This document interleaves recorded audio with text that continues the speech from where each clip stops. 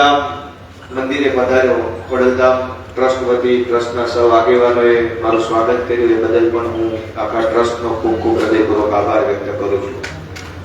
આપણા સૌના મોભી આગેવાન અને જેમણે ગુજરાતને ભક્તિ દ્વારા એકતા અને શક્તિનું સૂત્ર આપ્યું, એવી પ્રેરણા આપી અને ગુજરાતના બધા સમાજને કેવી રીતે સમાજનું કામ વધુ સારી રીતે કરી શકાય એવું પ્રોત્સાહન આપનાર આદરણીય નરેશભાઈ પટેલને પણ આપણે આજે યાદ કરીએ છીએ.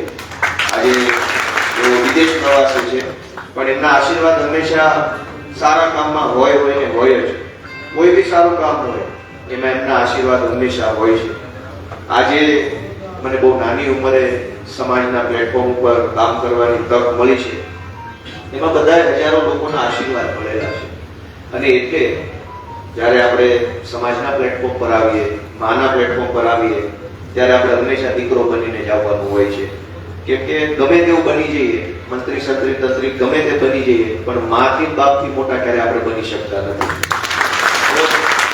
સમાજ આપણો બાપ છે અને કુળદેવી છે, એ તો આપણા સૌના આદ્ય શક્તિ છે.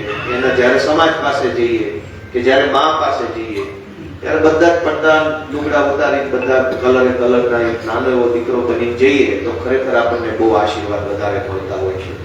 મેં આજે માતાજી પાસે પ્રાર્થના કરી છે કે અમને બળ આપે, શક્તિ આપે, બુદ્ધિ આપે, મતિ આપે. તમારી મતિ ભમી ન જાય એનું ધ્યાન માતાજી રાખે, એવી મેં એમને પ્રાર્થના કરી છે. કેમ કે આપણે કઈ કરી નથી શકતા, માણસ પોતે કશું જ કરી નથી શકતો. માણસ માત્ર નિમિત્ત બની શકે છે. અને નિમિત્ત કોણ બનાવે? એને નિમિત્ત માતાજી બનાવે.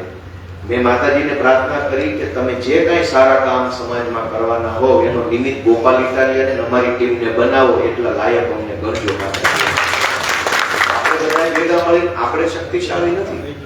માતાજીનો આશીર્વાદ મળે, સમાજનો સાથ મળે તો આપણે નિમિત્ત બનીને કોકનું કંઈક સારું કરી શકીએ. આજે મેં માતાજીના દર્શન કર્યા, પ્રાર્થના કરી. માના ઘરે આવીને આપણને બહુ સારું લાગ્યું.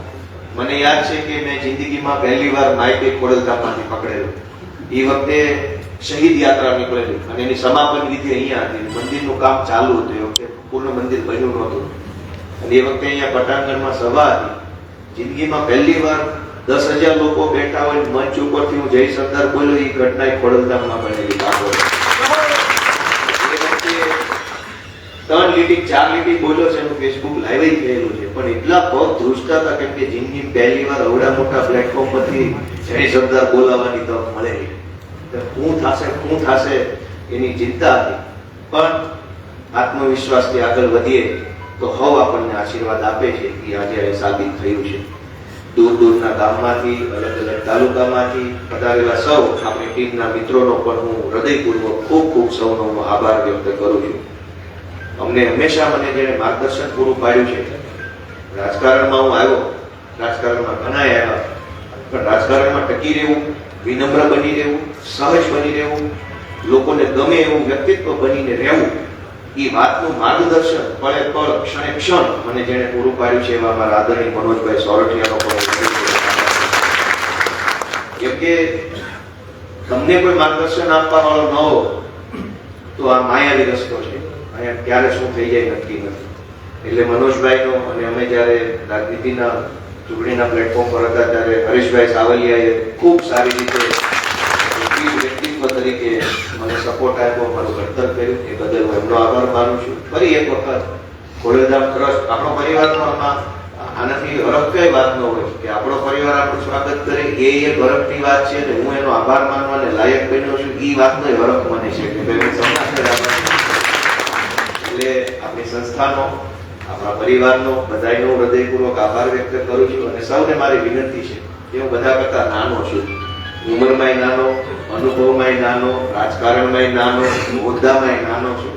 તમે બધાએ મારું ઘડતર કરજો, મને શીખવાડજો, મને સમજાવજો, ક્યાંક ઠપકો આપજો, પણ તમારે તે મારું હવે ગાડું આગળ લઈ જવાનું છે. બધા સમાજનું કામ હોય, ખેડૂતોનું હોય, ગામડા જે કામ હોય, તમારે મારું ઘડતર કરવાનું છે, તમારે મને શીખવાડવાનું છે, તમારે મારો હાથ પકડવાનો છે. તમે જે ધારો એ તમારે મને બનાવવાનું છે. એટલે હું બધાએ તને આજે માતાજીને હાથ જોડ્યા છે, હું તમને બધાને હાથ જોડું છું કે અને મને શીખવાડો.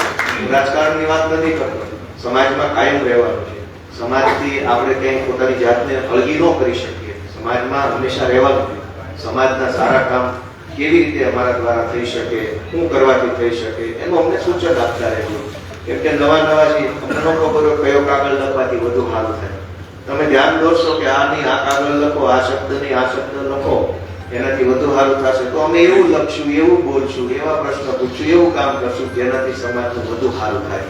તો સૌ વડીલોનો ફરી એક વખત વારંવાર બલિદાન પ્રશ્નો ખૂબ ખૂબ હૃદયપૂર્વક આભાર વ્યક્ત કરું છું. માતાજીને ફરીવાર એકવાર પ્રાર્થના કરું છું કે મને બળ આપે, આપણને સૌને શક્તિ આપે કે આપણે ગામડાનું, સમાજનું, ખેડૂતોનું વધુ સારું કામ કરી શકીએ. જય મા ખોડલ. વૈષ્ણવજન તો તેને કહીએ જે પીડ પરાઈ.